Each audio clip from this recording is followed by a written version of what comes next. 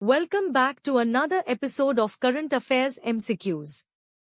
Staying updated with current affairs is essential for success in any competitive exam.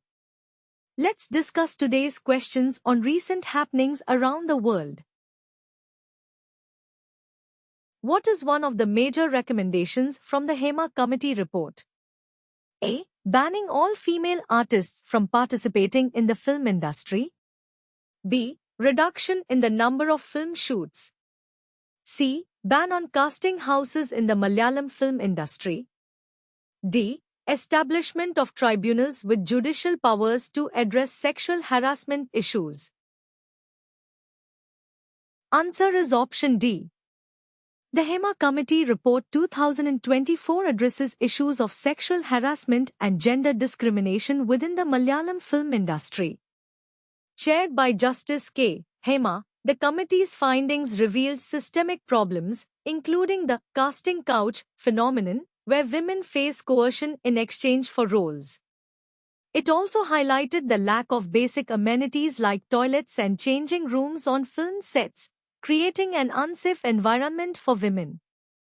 The report's key recommendations include the establishment of tribunals with judicial powers to handle sexual harassment cases, mandatory written contracts for all workers, and gender sensitivity training for industry leaders. Consider the following statements regarding citizenship in India.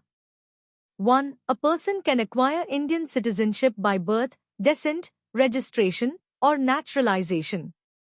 2. The Indian Constitution outlines the provisions for acquiring and losing Indian citizenship. 3. The Indian Constitution permits dual citizenship. How many of the above statements are correct?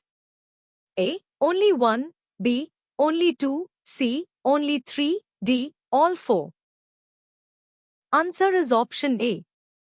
Statement 1 is correct. The Indian Constitution and the Citizenship Act of 1955 provide 4 methods for acquiring Indian citizenship: birth, descent, registration, and naturalization. Statement 2 is incorrect. The Citizenship Act of 1955 outlines the provisions for acquiring and losing Indian citizenship.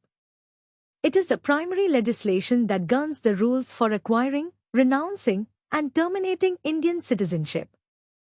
Statement 3 is incorrect. India does not allow dual citizenship. If an Indian citizen acquires the citizenship of another country, they automatically lose their Indian citizenship. Thank you.